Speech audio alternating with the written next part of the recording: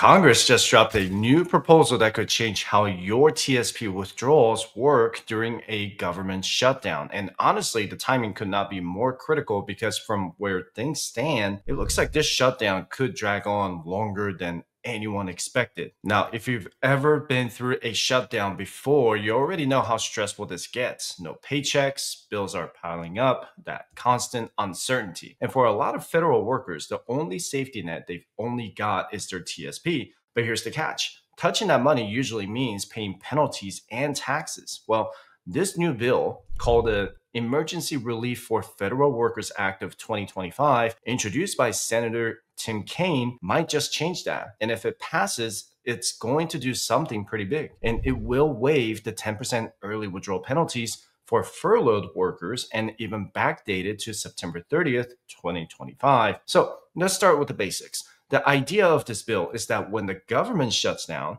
federal employees should not be punished for needing to access their own retirement savings just to get by. And under current law, if you withdraw from your TSP before age 59 and a half, you pay the income tax plus a 10% early withdrawal penalty. And that's the IRS reminding you that retirement means retirement. But this bill says, hold on, if you're not getting paid because of a government shutdown, that 10% penalty should not apply. And let me quote this directly from the bill. And distributions made from the thrift savings plan under subchapter 3 of Chapter 84 of Title 5 United States Code to an individual who is a federal employee and who is on furlough or who is working without pay due to a qualified lapse in appropriations, if such distributions are made during the period of such qualified lapse in appropriations, including distributions which are in process as of the end of such lapse. So a bunch of words.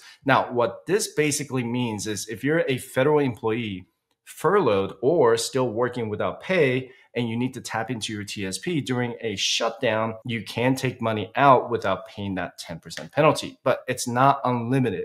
There's a cap. The bill sets a $30,000 limit on how much you can withdraw penalty-free during any single shutdown. To quote, this subclause shall apply to any distributions only to the extent the aggregate of such distributions does not exceed $30,000 with respect to any qualified lapse in appropriations. So let's say you take $20,000 out in the first week and the shutdown lasts another, let's say, a month. You could technically take up to $10,000 more penalty free, but anything above $30,000 will be treated just like any other early withdrawal with penalties and taxes. And starting in 2026, that $30,000 amount won't be fixed forever. It will actually increase with inflation. And the bill says, and what it proposes, is that in the case of taxable year beginning after December 31st, 2025, the $30,000 amount shall be increased by the cost of living adjustment determined under Section IF3 and rounded to the next lower multiple of $100. So that limit could go up over time, and that could be $30,900 in 2026 if the inflation rate shows 3%. Now, the other key part of this is the definition of what counts as a qualified lapse in appropriations. According to the bill, the term qualified lapse in appropriations means a period of continuous lapse in federal appropriations includes a partial lapse of at least 2 weeks. So if the shutdown lasts less than 2 weeks, this rule does not apply. But if it drags on longer, as some analysts are expecting, then it kicks in. And just to be clear, when the bill says furlough or working without pay, those terms have the same definitions as in Section 7511 of Title 5, the same federal employment law that governs furloughs, suspensions, and removals. So this is not some vague, open-ended language. It's just locked in. And finally, the effective date. The amendment made by this section shall apply to distributions made after September 30th, 2025. So if this gets signed into law, it will be retroactive to the start of the new fiscal year. And here's another part that I think a lot of federal employees will find especially comforting, and that's Section 4 of the bill. And it says that missed TSP loan payments during a government shutdown will not be treated as a taxable distribution. Normally, if you have a TSP loan and you miss payments for too long, the IRS steps in and classifies it as a deemed distributions, and that means taxes and possible penalties. But under this new rule, if you missed payments because of the shutdown, it won't count as taxable income, and those missed payments would just get deducted from your back pay once things reopen. And that's a big deal. It means you won't get hit with a surprise tax bill on money you did not actually withdraw. You were just unable to pay it back temporarily. And so in short, the bill waived the 10% penalty, caps it at $30,000, and adjusts for inflation, defines what a shutdown means, and protects loan borrowers and lets you contribute what you took out once the shutdown ends. So is taking a hardship withdrawal a good idea from the TSP? Absolutely not. And taking a hardship withdrawal from your TSP should be your very last resort. And I mean very last. And after you have exhausted every single other option. Why? Because the biggest financial concept that separates the wealthy from everyone else is compound earnings. When you take money out of your TSP, that money is not just gone. It's the future growth of that money that you are truly sacrificing. And that one withdrawal today could cost you hundreds of thousands of dollars in retirement. It's a very costly choice, even without the 10% penalty. It should be your very last resort after you've completely exhausted all the necessary steps. Now, let me share something personal. And if this is your first time facing a government shutdown, or even if it's your third, I understand the feeling of the cold knot in your stomach when the news hits. I was in the Air Force back in 2013 during that really nasty shutdown that lasted 17 days and missed 2 paychecks. But luckily, I had USAA at the time and they stepped up. And just to be clear, I'm not sponsored by anyone for this video. And they gave me a 0% emergency loan that matched my paycheck for that month.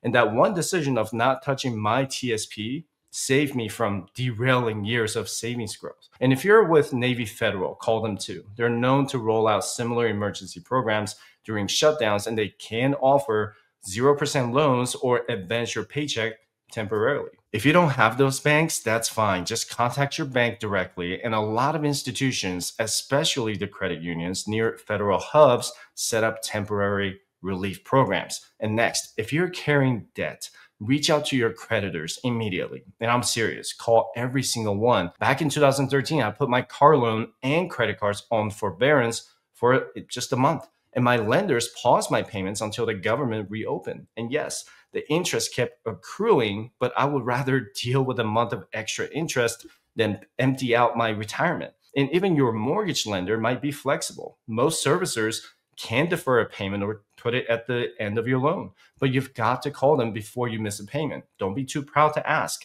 Just remember your interest will continue to accrue while your debt is on forbearance. So that forbearance is buying you time and preserving your cash, but it's not saving you money on interest. It's just the cost of surviving a shutdown. Now, if the shutdown lasts longer than a month, and let's hope it doesn't, that's when you start dipping into your cash reserve. And this is why having an emergency fund is non-negotiable. Your goal here is to reduce your monthly burn rate to the bare minimum. You should only be worrying about paying for the absolute essentials, which are food and transportations, period. Cut the streaming services, pause the gym membership, and for heaven's sake, stop eating out. You can also call your utility companies and insurance brokers. They may also be willing to delay or temporarily waive a payment. You do all of this before you even think about touching your investments or retirement money. And if you somehow run out of cash reserve, you still have 2 options before you go for the TSP. First, if your credit score is decent, you can look for a new credit card with a 0% introductory APR. This is your next best bridge loan. And I would rather see you temporarily float expenses on a credit card that cost you nothing for 12 to 18 months than pull money out of your retirement accounts. And that's how serious it is to pull money out of your retirement early when I suggest having a 0% credit cards. And you just have to be disciplined enough to pay it off the second your back pay hits. So do not bite more than you can chew, or that 25% interest rate from that credit card will come after you. And after that, you can look at your non-retirement investment accounts if you have any, like your taxable brokerage account. You may have to sell some stock, which could generate a tax event, but this is still a better and less destructive option for your financial future than cutting into your long-term TSP growth. And finally, if those fail, look for a low interest personal loan from your bank, but be mindful that you will have to pay it back promptly. Now, let's talk about those TSP options one last time, because if you are truly in serious financial trouble, like I was back in 2013, and have exhausted everything else, you will be looking at your TSP. Here's what you need to know. As an active federal employee or member of the Uniformed Services, you are allowed to borrow from your own TSP account, and you repay it with interest, usually through payroll deduction. And the rate stays fixed for the life of the loan. And right now, the interest rate is 4.25%, pegged to the G-Fund rate. There are two types: general purpose loans and primary residence loans. And obviously for this situation, you want to choose the general purpose loan. And general purpose loans are for anything, no documentation required, and you've got 1 to 5 years to pay them back. And each loan has a one-time fee for $50 for a general purpose loan. And because you're paying yourself back, all the interest goes back into your TSP account. But the catch is that if you separate from federal service with a loan outstanding and don't repay it, the balance becomes a taxable distribution. That's why this new bill's loan protection clause is so important. During a shutdown, you can miss payments without being taxed for it. Not to mention that there are news reporting on the OMB possibly conducting a mass employee firing during the government shutdown. And still, even with that safeguard, I would treat TSP loans like a pressure valve, not a financial habit, because every time you borrow, you interrupt your compounding, and that adds up. I know this whole thing is frustrating, the uncertainty, the politics, the waiting game. And when you've worked for the government long enough, you realize that shutdowns are not some rare event anymore. They've become almost a ritual. But whether this new bill passes or not, the real lesson is how you prepare for moments like this. Because the best defense against any shutdown is not Congress passing another relief bill. It's your own financial readiness. I understand that taking money out of your TSP is tempting when you're staring at a zero balance in your checking account.